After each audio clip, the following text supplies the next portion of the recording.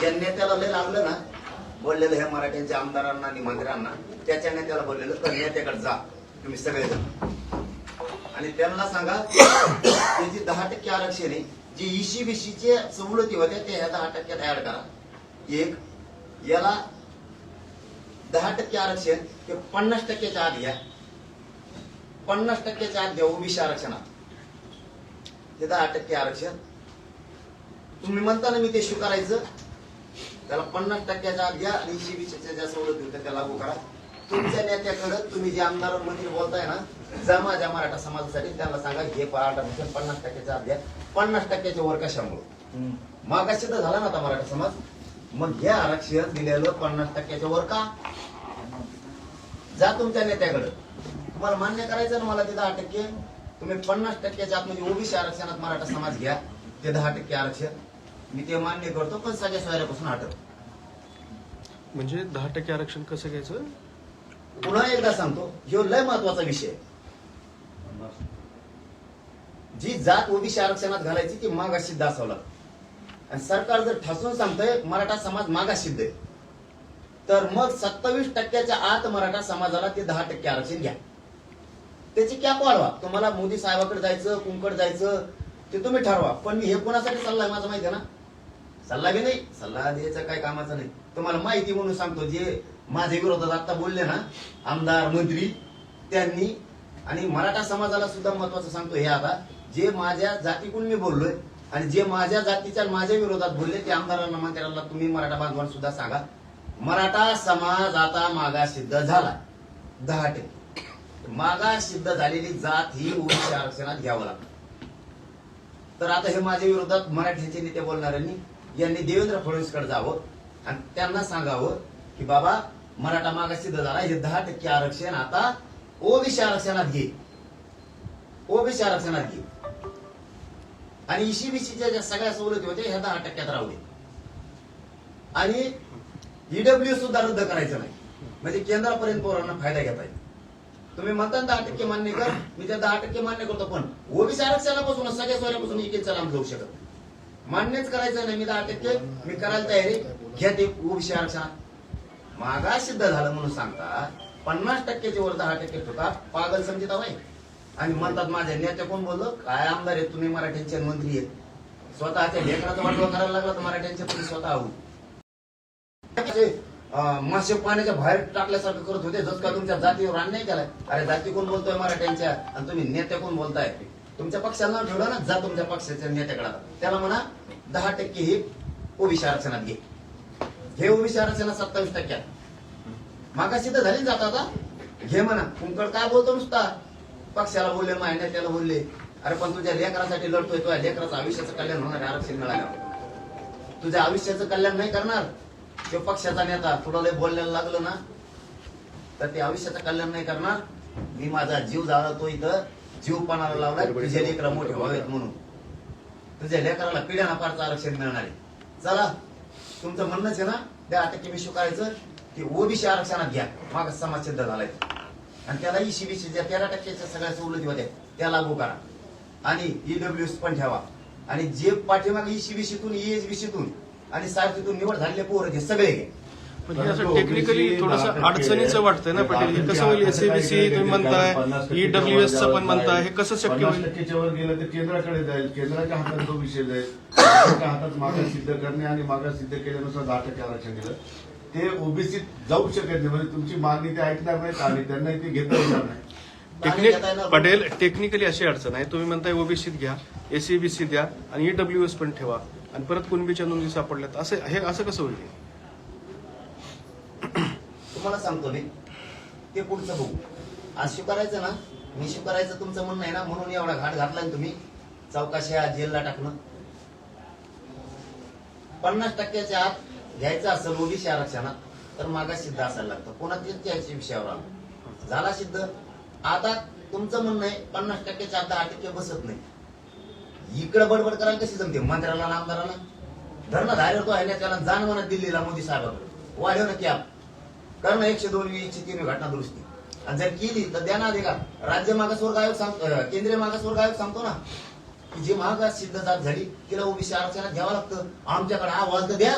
हंसराज आहिर साहेब बोलले ना, आमच्याकडे केंद्रानं अहवाल तर द्या, आम्ही वाढवतो कॅप. दिला का सरकारनं? 50%ची कॅप उठवली तर तुम्ही हे 10% आरक्षण स्वीकारायला पण तयार सगळ्या आहात. सोयऱ्यापासून लांब जाणार नाही. तुम्हाला स्वीकारायचंच ना, 10% ओबीसी आरक्षण घेतलं स्वीकारायला काय हरकत आहे? असं काय म्हणा, जे ओबीसी आरक्षणात 10% येणार आहे ती स्वीकारायला हरकत काय? ती ओबीसीच झाला. मग सगळे सोयऱ्यांचं राहतं काय मुद्दा? ते बघू त्या टायमाला. आम्हाला वाटलं आम्ही शिल्लक राहिलो तर ते सगळ्या जातीसाठी, नुसतं मराठ्यासाठी नाही. नाही पण त्याचा प्रश्नच येत नाही ना. मग जर तुम्हाला 10%तलं आरक्षण 50%ची कॅप नाही, त्याच्यापासून नाही हटू शकत. त्याच्यापासून मी हटू शकत नाही. ओबीसी आरक्षण आणि सगळ्या सोयऱ्यांच्या मागणीपासून हटू शकत नाही. प्रश्न एवढाच आहे, ते सगळ्यांना घ्यायचं नाही. ते 2-250 जणांसाठी त्यांच्यासाठी केले त्यांनी, त्यांच्यासाठीच मरमर चालली महिली. ते मान्य करा म्हणतात ना, करतो. पण ते 10% ओबीसी आरक्षण तो मराठा घेणार नाही, कारण ती आमची मागणीच नाही. आमची मागणी ओबीसीतून सगळ्या सोयऱ्यांची, त्यामुळे तिच्यापासून आपण हटत नसतो. ते 2-3 लोकांची मागणी आणि 2-250 लोकांना लागतंय फक्त ती तेवढ्यासाठी. पण त्यांच्याच कल्याणासाठी म्हणतोय की उडणार आहे त्यापेक्षा मागास सिद्ध जात झाली 50%च्या आत घ्या ओबीसी आरक्षणात, त्यांचं कल्याण होईल. मी हटत नसतो, फक्त मला मान्य करायचा विषय त्यांचा, तर मी ते 10% मान्य करतो. पण त्याला ओबीसी आरक्षणात घ्या. पण सगळ्या सोयऱ्यापासून आणि ओबीसी आरक्षणापासून जेललाच नाही, कुठं टाकलं तरी मी हटत नाही म्हणजे नाही. पाटील 10% मध्ये राजकीय आरक्षण नाही हा कळीचा मुद्दा आहे तुमच्यासाठी, असा आरोप होतो. काय राजकीय आरक्षणाचा विषय 10% नाही. आम्ही त्याच्यासाठी नाही म्हणत. जे ओबीसींना फायदे आहेत ते मराठ्यांना झाले पाहिजे, कारण मराठा सुद्धा ओबीसीचे कुणबी आणि मराठा एकच. माझ्या गोरगरीब मराठ्यांच्या पोराला केंद्रातही फायदा झाला पाहिजे, केंद्रीय नोकऱ्या मिळाल्या पाहिजे, केंद्रीय कॉलेजही मिळाले पाहिजे आणि राज्यातही मिळालं पाहिजे. तो आमचा अधिकार आहे. आमच्या लेकरांनी मराठ्यांच्या पोरांना मोठं होऊ नये का होऊ नये? मान्य करायचा विषय, गफलत नको. 10% मान्य करायचा विषय मान्य करतो. ओबीसी आरक्षणात 10% घ्या, कॅप वाढवा, तिकडं बोंबला ना, इथं जातीचं कल्याण होईल ना. मी उचित बोललो तुमच्या नेत्याला आणि त्या पक्षाला, तर एवढं जी व्हायला लागलं. बोला जरा कचा कचा, मागासिद्ध झाली मराठ्याचा, ह्या ओबीसी आरक्षणात त्यांना आता वाढवा कॅप, चला मोदी साहेबाकडे सगळे वाढवा ना. त्या 2-250 जणांना होईल ना ती. पण आमच्या मागणीपासून मी नाही हटत. ओबीसी आरक्षणातून सगळे सोयऱ्यांची अंमलबजावणी ठाम येते मोरुस्तर. केंद्र सरकार कॅप वाढायला तयार नाही, कारण फक्त राज्यापुरता मर्यादित विषय राहणार. वाढायला तयार नाही. मारता का मराठ्याला ना? आरड ना तो आहे नेत्याकडे जाऊ. इकडं काय तयार करतो? जाय ना तिकडं आता. पाहू द्या ना केंद्रातल्या सगळ्या राज्यातल्या लोकांचं चांगलं. पाहू द्या, वाढवा कॅप. इथले 2-250 घेतील महाराष्ट्रातले, बाकीच्या राज्यातले सगळे लोक घेतील. पाहू द्या ना 15-16 राज्याचं कल्याण. तिथं कसं दुखत. आणि आमच्या नेत्याला बोलल्या, तो नेत्याला बोलतो जाती चांगलं व्हायला लागलं पोराचं पिढ्यानं फारचं. ते बघ ना आधी. मी काय जाणून बुजून बोलत नाही. 6 महिने झालं मला येण्यात काढायला लागले, तर माझ्या जाती येण्यात काढायला लागले. तुला मंत्री करते, एखादा पद देते, तुला आमदार करते. तो होशील एका दिवसात मोठा. मग जात लागली ना, वय वाट लागली त्यांची, इकडे घालून वाटलं पुढे काळी लागली त्या पोरांची. त्यांचं जीवन कसं जगत येते माहिती आहे तुम्हाला. उचित नेत्याला बोललो तर काय बोलायला लागला, फडा फडा फडा फडा. बोल ना आता तिकडं. मागास सिद्ध जात झाली, ओबीसी आरक्षणात 10% घ्या. बघ मराठी मी तो ऐकतेत का नाही. माझे साहेब मराठीत लांब जात नसते. मराठ्यासाठी लढतोय. तुम्ही मराठीला बरबाद करून टाकले, लक्षात असू द्या. ओबीसी आरक्षणापासून हटतच नाही. फक्त 2 दिवसांपासून तुम्ही सरकारपेक्षा जास्त मराठा आमदारांवर जास्त राग तुमचा संताप. कारण ते तसंच. मी काय वाईट केलं? गोरगरीब मराठ्यांचे पोरं मोठी होती, त्याचा राजकारणाचे होणार नाही का? सगळ्यात आधी फायदा हे उचली ते साहेब. ते जरी आज फडफड करीत असले ना, सगळ्यात आधी हे ओबीसी आरक्षणाचा फायदा उचलते. सगळ्यात आधी आम्हाला माहित नाही व्हायचं, कारण सगळ्या योजनेची यादी यांच्यावर हित केला, घरातच चिट केलेली. सगळ्या योजना मराठ्याच्या आधी एखादी. खोटं बोलत नाहीये. सगळ्यात आधी लाभ हे उचलते. सगळा म्हणतो तुम्हाला, सामाजिक कोणता असेल तो, राजकीय आमका तमका सगळ्यात आधी उचलते. अरे थोडी तर भान ठेवा, जातीचं कल्याण होईल. बोललो तुमच्या पक्षाला, बोललो तुमच्या नेत्याला, बोललो तुमचे जात तुम्हाला मोठं करतील, पण इकडे मतदान देऊन तिच्याकडून बोला ना. कारण मला सगळ्या सोयरीची अंमलबजावणी एवढं लागलं. आयुष्याचं पिढ्याचं कल्याण होणार आहे मराठ्यांच्या पोराचं. हेच मराठी बघतेत. माझे साहेब मराठी शांत नाही झाले. बघायचे तू तुम्हाला शांत झालेत का नाही झालेत. मराठी ऐकतेत. तुम्ही काय काय करायला लागला. यासाठी इकडे आणली मी शेतकऱ्याचं पोरगण. माझ्याकडे काय आहे माझ्या जो आणि कोणाचा पाठिंबा आहे तुम्हाला चौकट झाली. अधिवेशनात सुद्धा गरज नाही. कॅबिनेटने जरी मंजुरी दिली तरी उद्या सकाळी कायदा लागू होईल. कारण कायद्याची दुरुस्ती करायची. 2001, 2000 आणि 2001च्या ओबीसीच्या कायद्यानुसार 2012च्या कायद्यात दुरुस्ती करायची. गेला मराठा समाजात. तो पाटील सरकार सतत सांगतोय 6 लाख तुझ्या सगळ्या हरकती वगैरे आल्या त्या ते 10% करून ओबीसी आरक्षणात घ्या. किती सोपी प्रक्रिया आहे. करायची नाही. 50% वर टाकायचं, मराठी वर करून टाकायचं. मागास झालं म्हणून एकीकडून सांगायचं, एकीकडून आमदार विरोधात बोलायला लावायचं. अरे नेत्याला बोललो, तुम्हाला नाही. आमदार मंत्र्यांना तुम्हाला नाही, तुमच्या नेत्याला बोललो. कारण ती राज्याचा प्रमुख आहे ना, आम्हाला अधिकारी त्याला बोलायला. त्याला घरी जाय म्हणा, काय बोलू आम्ही त्याला. जा घरी म्हणा त्याला, तुला बोलवतो नाही तर काहीच नाही. आम्ही तुला बोलत काय समज आहे, राज्याचा मालक आहेस तू म्हणून बोल नाही तुला. आणि दोन्ही दाबिले तू. गलत माणसाला तुम्ही गलत माणसाला घेतला आता.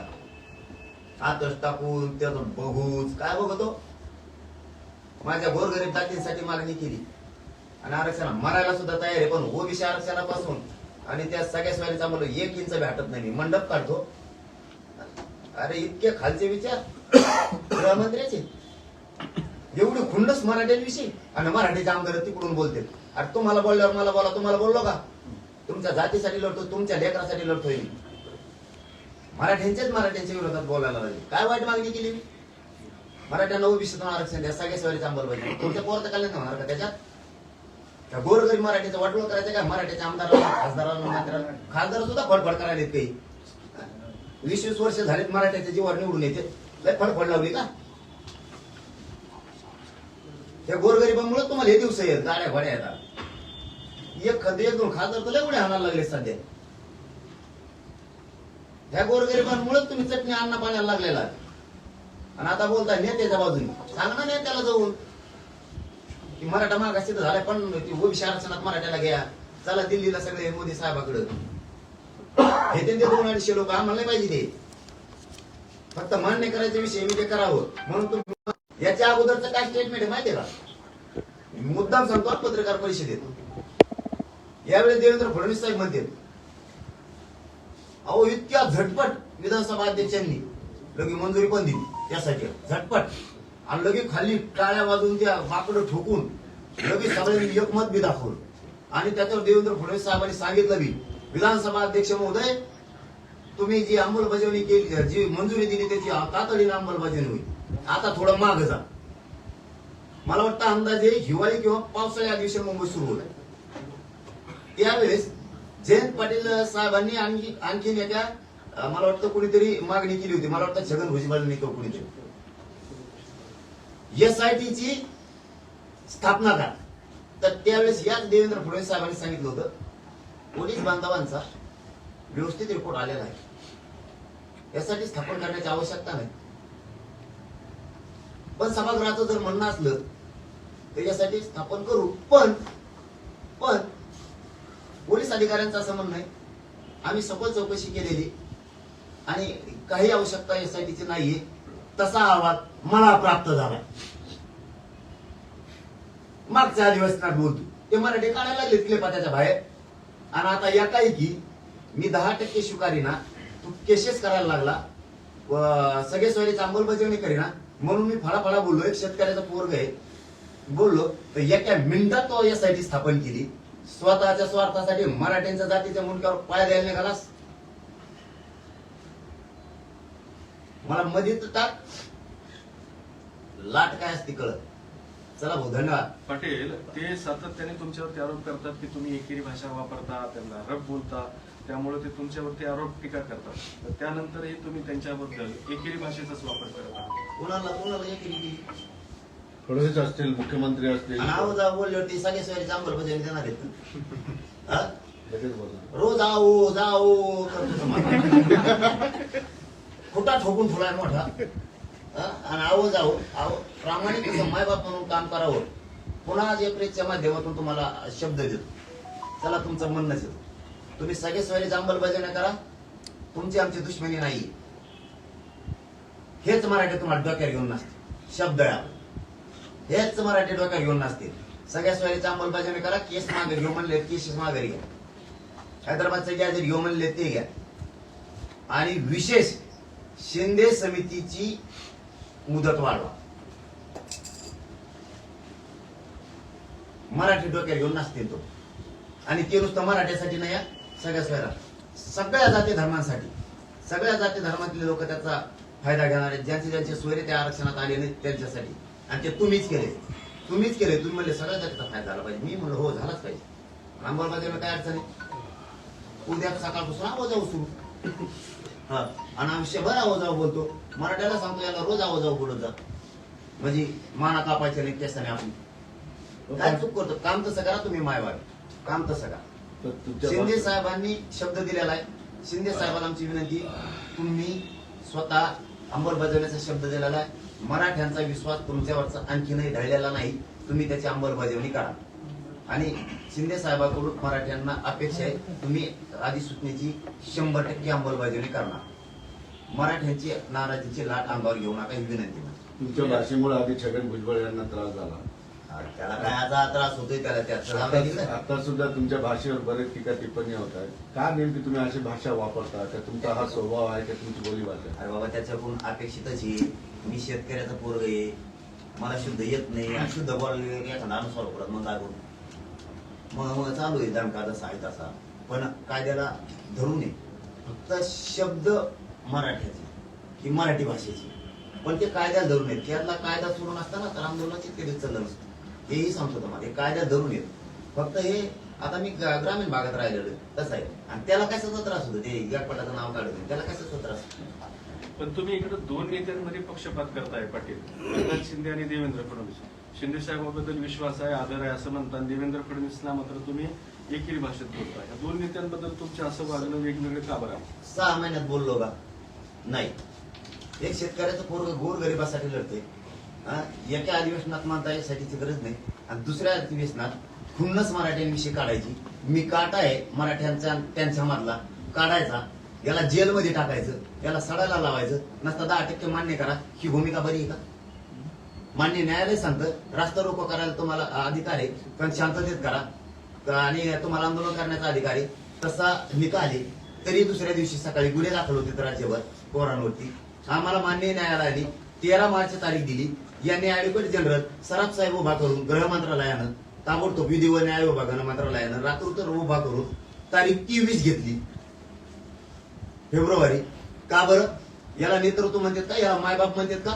आणि आमच्याकडून कशी अपेक्षा करता तुम्ही? तुम्ही काम तसं करा. आयुष्यात आम्ही तुम्हाला आरतुर बोलणार नाही. आयुष्यात तुमच्या आमचं काय शत्रुत्व आहे का? फडणवीस साहेबांचं आमचं शत्रुत्व आहे का?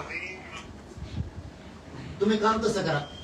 तुम्ही खुंडच दाखवायले आणि मुंबईला निघालं बंदूक का टाकायला ती फुगे फोडायची.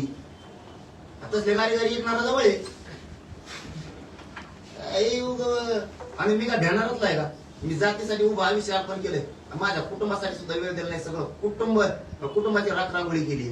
माझा समाज कुटुंब आहे. मी मरायला घेत असतो का? जेलला टाका नाही कुठं टाका, घरी आलं तरी इतके सुरू कर आयुष्यभर. आणि मराठी काय असते तर लाट काय असते तुम्हाला मग कळत. तुम्हाला आणखीन मी सांगतो, मी संधी हातातून गेलेली नाही. सरकारला सगळं मायबाप म्हणून जनतेचं पाचवावं लागतं.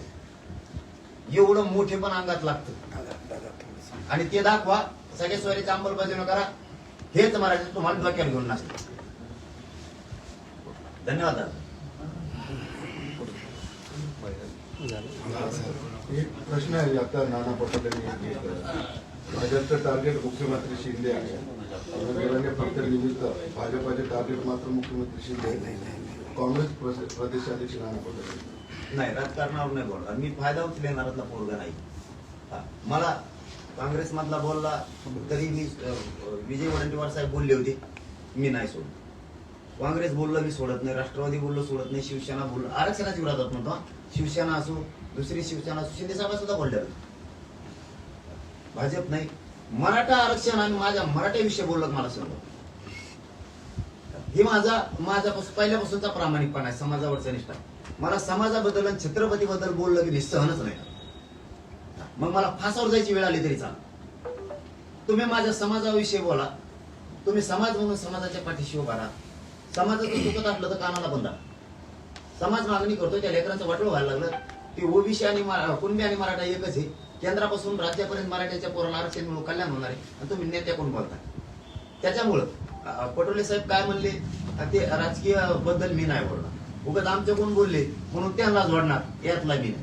किंवा भाजपचा तिकडून बोलला नाना पटोले साहेब असं म्हणत होते म्हणून भाजपचा म्हणला म्हणून मी याला जोडणार यात मी मोडत नाही. मी सगळ्या पक्षातल्या नेत्यांचा सुद्धा आदर करतो, पण मराठा आरक्षणाच्या विरोधात गेला की सोडत नाही आणि सोडणार बी नाही. तो काय करायचं तर कर, सोडणार बी नाही. फक्त आणखीन एकदा चान्स आहे, मराठ्यांच्या लाट अंगावर घेऊ नका नाराजीची, सगळ्या स्वारीची अंमलबजावणी करा, तुमचं आमचं शत्रुत्व नाही. हीच मराठी तुम्हाला डोक्यात घेऊन नसते. आम्हाला आरक्षणापेक्षा काही नको, तुम्ही तुमचं पडा निवडून या वर धुळ्या करा, आम्हाला काय देणं घेणं नाही, पण आरक्षण पाहिजे, नाही तर हॅशटॅग सुरू झाला. धन्यवाद. हॅशटॅग सुरू झाला, आता पुन्हा पत्रकार परिषद वाढेल. हॅशटॅग काय सुरू झालं नेमकं कशासाठी? लोक समाज मालक आहे त्या महाराष्ट्रात. त्यांना बसविल्यापासून ते मालक नाहीत. 2 गोष्टी पाटील, तुम्ही म्हणताय समाजाची नाराजीची लाट अंगावर घेऊ नका, आता हॅशटॅग म्हणजे अनेक लोकांना याचे अर्थ कळायला लागतात. मराठा समाज करणार नाही, सगळ्याला नाही. ते काय एका पक्षाच्या विरोधात आहे का? मग म्हणता येईल स्वतःच्या न्यायासाठी समाज करायला लागला, पण समाज करणार नाही. मी सांगतो तुम्हाला आणखी मी संधी, तुम्ही सगळ्या सोयऱ्यांची अंमलबजावणी करा. हा समाज तुम्हाला डोक्यावर घेऊन नाचल, 100% शब्द आहे. हा समाज तुम्हाला डोक्यावर घेऊन नाचल, पण मराठे मात्र सगळ्या सोयऱ्यापासून ओबीसी आरक्षणापासून हटत नाही. आणि मी जीवात जीव येतोवर मराठ्यांची गद्दारी करू शकत नाही. तुम्ही मला जेलला टाका, तुमचा अहवाल तर तयार होता आला म्हणते, चौकशीच्या आधीच कुठेही टाका. हा मनोज जारंगे कुठं बसायला तयार आहे, कुठं पण कोणत्याला सामोरं जायला तयार आहे. कारण कुठंच 1 रुपयाचा सुद्धा लालची नाहीये कुणाचाच. या आपण रिंगणात यायला तयार आहे.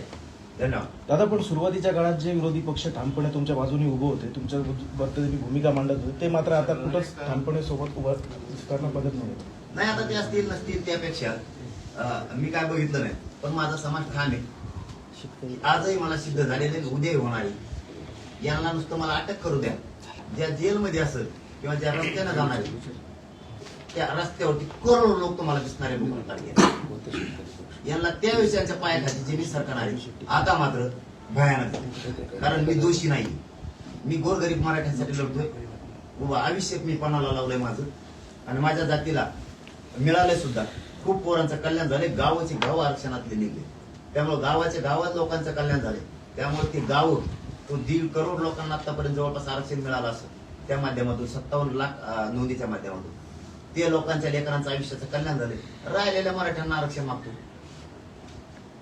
मी हटत नाही. एक जीव गेला तरी चालेल, या समाजासाठी माझा जीव अर्पण करायला तयारी मी, मला सुद्धा तयारी.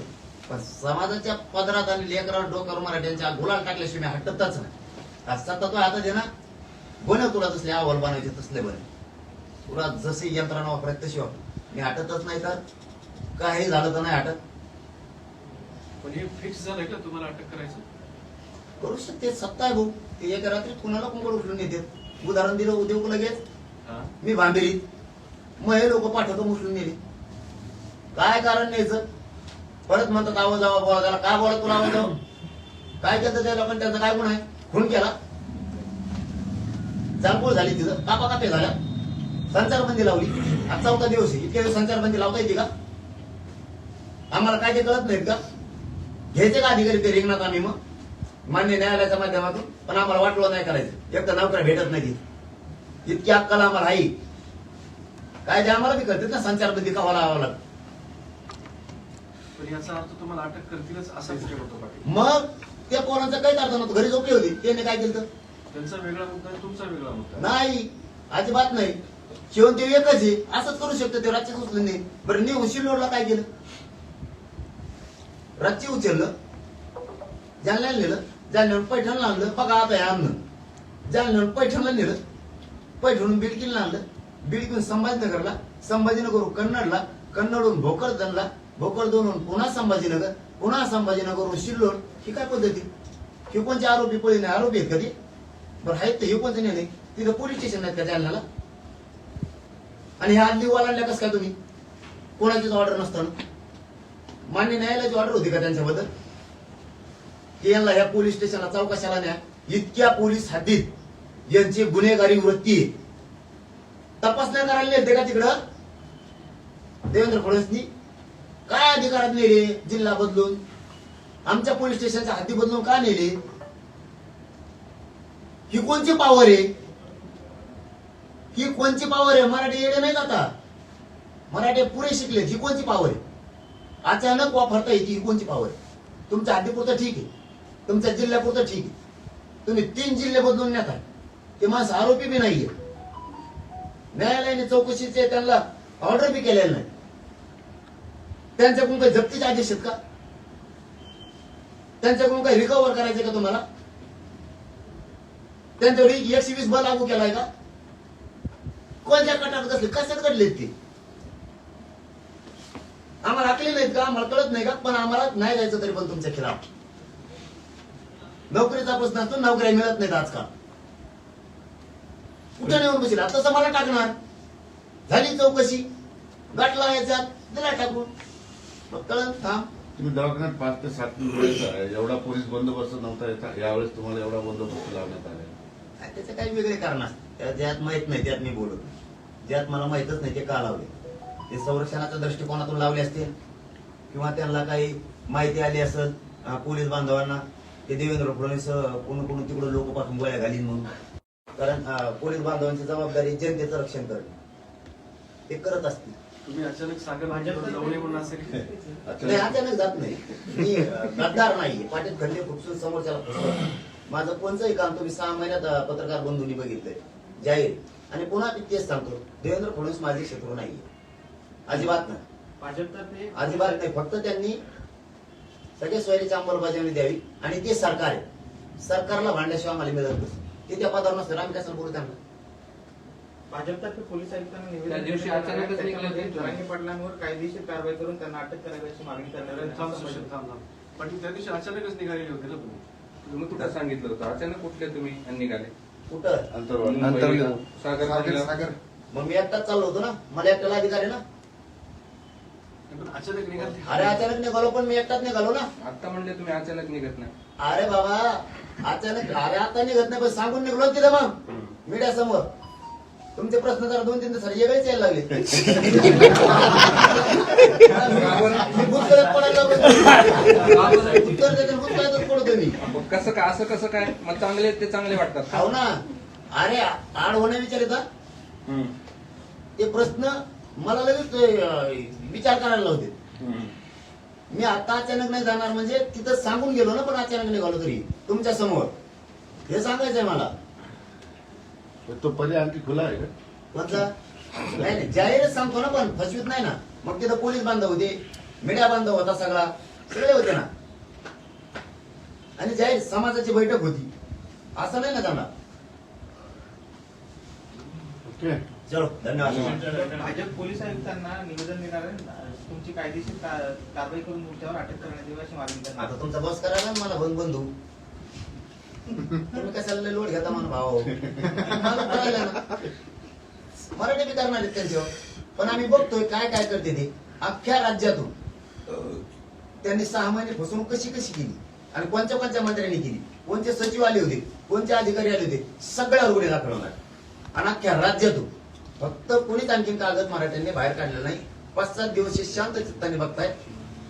आणि मराठ्यांनाही मी तसं आव्हान केलेले, शांत चित्ताने आपण बघू जरा काय करतो यांची मजा घेऊ. कारण यांनी आपली 6 महिने मजा घेतली. ते जसं करते तसं सगळे रूल प्रक्रिया होणार आहे. टोटल कुणी सुटणार नाही. ते त्यांच्यावर 420 होतो. 120 ब बसतोय त्यांच्यावर.